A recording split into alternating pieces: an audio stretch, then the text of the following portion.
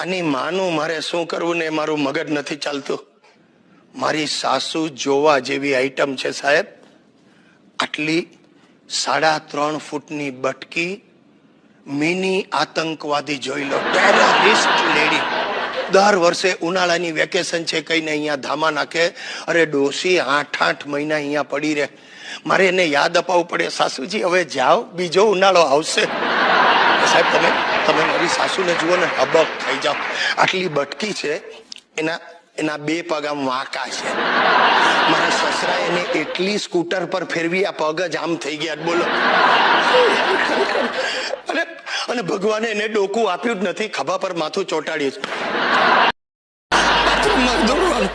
જરાક બાથરૂમ માંથી બહાર આવીને અહીંયા છાપું વાંચવા બેસો એટલે પાછી આવે, શેના છાપા વાંચવા, તમારે મૂકો છાપા, ચાલો નાવાનું પતાવો. એટલે ધક્કા મારીને પાછો બાથરૂમમાં મોકલે. અરે સાલા, નાવા બેઠો ને તો બહારથી બારણા ઠોકે, એ જોજો બગલમાં સાબુ બરાબર લગાડજો. આ ઉંમરે કેટલો સાબુ ક્યાં લગાડવાનો એની પણ એ સૂચના આપે. મારી સાસુ જોઈ લો, આ સલી લંગડી આમથી આમ ઘરમાં અટવાયા કરે. મને જુએ ને એને માતાજી જ આવે.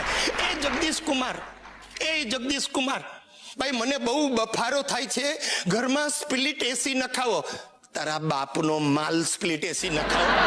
એ જગદીશ કુમાર, મેં નક્કી કર્યું છે આ વેકેશનમાં હું, તમે ને બકુડી આપણે 3 ગોવા જઈશું. અને મેં નક્કી કર્યું છે લંગડીને ઊંચકીને ગોવાના દરિયામાં હાઈ.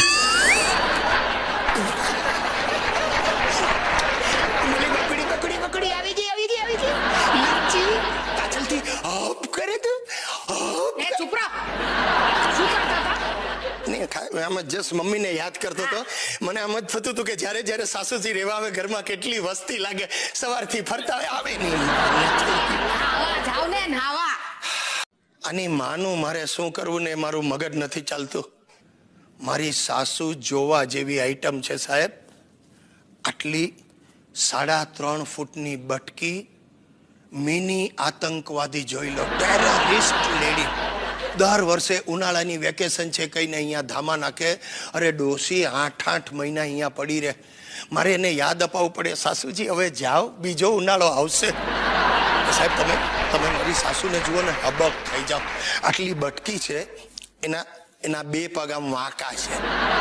મારા સસરા એને એટલી સ્કૂટર પર ફેરવી, આ પગ જ આમ થઈ ગયા. બોલો. અને ભગવાને એને ડોકું આપ્યું જ નથી, ખભા પર માથું ચોંટાડ્યું. હદ કરો છો, હદ. 5 રૂપિયા માટે 20 રૂપિયાના ફોન કર્યા. કરવા પડે, પૈસા ઝાડ પર નથી ઉગતા, સમજી? હા. અને જો માલતી, મારો તો સ્વભાવ જ જુદો છે યાર. અરે એકવાર મન થાય તો માણસને આમ ધડ દઈને લાખ રૂપિયાનું દાન આપી દઉં. મન નથી થતું એ જુદી વાત છે. જો સમજ, સવાલ પૈસાનો નથી, સવાલ મારા સિદ્ધાંતનો છે. ભાઈ હા. સ્વામી વિવેકાનંદે કહ્યું છે, હવે નાઈ લો.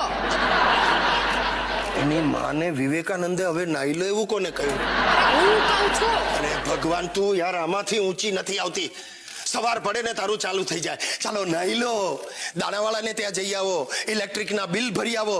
જમાઈરાજ, તમને માનશો, મેં મારી સગી આંખે ડાકણ જોઈ છે. ડાકણ. હે? હા. શું વાત કરો છો? મેં પણ જોઈ છે. હા. અમારા ગામમાં એક મંછા ડોસી હતી, એ મરીને ભૂત થઈ. હે? હા, એના વરે એને મારી નાખી હતી. સાસુજી, હા. અમારા ગામમાં એક ડોસી હતી. હા. અમારા ગામમાં એક ડોસીને એના જમાઈએ હા. જીવતી સળગાવી દીધી હતી. શું થયું બા? કેમ બૂમો પડી છે? દેવી આને તો સળગાવ્યું. અગરબત્તી સળગાવતો તો એમાં ચીસ કરી મૂકી. બોલો, નથી સળગાવતો, બસ મૂકી દે. શાંત રહે, લે દૂધ પી લે. દૂધ? પણ આજે ક્યાં નાગપાચમ છે? જમાઈ, આવતીકાલે ઘરમાં હવન કરવાનું નક્કી કર્યું છે. ઘરમાં હવન? ફાયર બ્રિગેડ ને બોલાવવી પડશે. આ ઘરમાં શાંતિ કરવા માટે. પણ તમે આવ્યા એ પહેલા શાંતિ જ હતી. શું બોલ્યા? કાઈ નહીં. કાલે રસોડું બંધ. હું અને દેવી બંને હોટલમાં જમી આવશું. અચ્છા, પણ તો મારે ક્યાં જવાનું? મેં માનતા માની છે કે 1 અઠવાડિયા સુધી મારા જમાઈ નકોરડા ઉપવાસ કરશે 1 અઠવાડિયા સુધી મારે અને તો જ આ ઘર પરથી મહાદશા ઉતરશે. હે રામ. જમાઈ રાજ, હું જાણું છું તમે ભૂત પ્રેતમાં માનતા નથી. તમારા સસરાય નહોતા માનતા, પણ લગ્ન કર્યા પછી માનવા લાગ્યા હશે. ચૂપ રહો. એ નાલાયક રવજી, ભાઈ તને કઈ શરમ છે કે નહીં? હું તને સવારથી 20 ફોન કરું છું, તું ઉપાડતો નથી. અરે પણ કામ વગર માણસ ભંગાર વાળાને ફોન કરતો હશે. તું ગઈકાલે મારે ત્યાંથી જૂના ડબ્બા, બાટલી, છાપા બધો ભંગાર લઈ ગયો. હા, આપણે 300 રૂપિયામાં નક્કી કર્યું, તે મને 295 રૂપિયા રોકડા આપ્યા. 5 રૂપિયા છૂટા નથી સાહેબ, હમણાં લઈ આવું એમ કહીને સાલા તું ગાયબ થઈ ગયો. ક્યાં છે 5 રૂપિયા? કોણે કહ્યું નહીં આપે તો ચાલે? ભાભીએ કહ્યું તને? તે આને 5 રૂપિયા નહીં આપે તો ચાલે એવું કહ્યું? ભાઈ મને નહીં ચાલે. મને એકચ્યુઅલી આ ભાભી જ નહીં ચાલે. તું એક કામ કર રવજી, કાલે પાછો આવ, આનો પણ સોદો કરી નાખ. તું જે આપીશું રાજી ખુશી લઈ લઈશ. આને અહીંયાથી ઉઠાવ તું. ફોન મૂક ઇડિયટ, ફોન મૂક સાલા. મને કે ભાભીનું શું આવે? 12:30 કોણ આવ્યું? હકુફાઈ હશે, એમને રાતના ઊંઘ નથી આવતી. એટલે આપણને ઉઠાડવાના? સાલી ડોસલીને. ઘરમાં કોઈ નથી, જાઓ. એ ઉપાધિ, દરવાજો ખોલની. ઉપાધિ? કોણ છે? અરે હું છું, કનુ કાગડો. કનુભાઈ 100 વર્ષ જીવશે. મને લાગે છે હું અત્યારે જ ગુજરી જઈશ. આગા ખસો. નહીં. અરે આગા ખસો ને. નહીં મંજુ, કનુ કાગડાને ઘરમાં ન લેવાય. કેમ ન લેવાય? એ પેલો છે. શું છે? એ દારૂડિયો છે. હે? અરે અડધી રાત્રે લોકોના ઘરમાં જાય, બૈરાઓની છેડતી કરે. હે? હા. ચલો ખસો. અરે પણ મારી વાત. મેં તો નક્કી કર્યું સાહેબ, ચાન્સ મળે ને જાડીને કોથળામાં નાખીને કરું ઘા.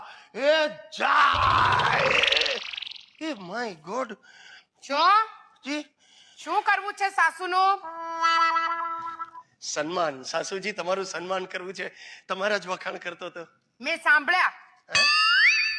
બેબી, હું આવી ગઈ છું. હા, એ તો સવાર પડે એટલે આવી જ જાઓ છો. જો નહીં એટલે છાપા જેવું છે એમ. રોજ સવારે બારણું ખોલો, છાપું બહાર જ પડી હોય. એક તકલીફ છે, છાપું ઘણીવાર ચોરાઈ જાય છે. તમે હજી હા થશે માતાજી બધું કરશે. બેસો ને. હા, તે બેસીશ જ. વાહ. જસ્ટ રિલેક્સ થઈ જાવ સાસુજી. તમારું જ ઘર સમજજો, ખાલી વેચી નહીં નાખતા બસ. કઈ નહીં. ક્યાં જાવ છો? બાથરૂમ આવું છે? સોરી, માફ કરજો, ખોટી જગ્યાએ વિવેક થઈ ગયો. આ તો હા પાડી દે એવી છે. ઓ તમે આખી જિંદગી ગુલામ જ રહેવાના. આ પરણ્યા ને ત્યારથી એક જ રેકોર્ડ વગાડો છો, અલકા ખર્ચા ઓછા કર, ખર્ચા ઓછા કર. એ રાત્રે ઊંઘમાં બબડો છો. દિવસે તું બોલવા નથી દેતી એટલે. અરે યાર, બગાસું ખાવા મોઢું ખોલું તો ચૂપ થઈ જાવ, એકદમ મોઢું બંધ કરી દો. અરે પણ માણસને બગાસું તો ખાવા દે. 7 વર્ષથી બગાસું નથી ખાધું. ઓ જમાનો બદલાઈ ગયો છે. માણસમાં ખર્ચા બચાવવાની નહીં, કમાણી વધારવાની આવડત હોવી જોઈએ. તું શાંતિ રાખ. આ જે ડ્રામા જુએ છે એ બધા બૈરાઓને પણ તું બગાડીશ. જાત જાતના સપના દેખાડ્યા હતા.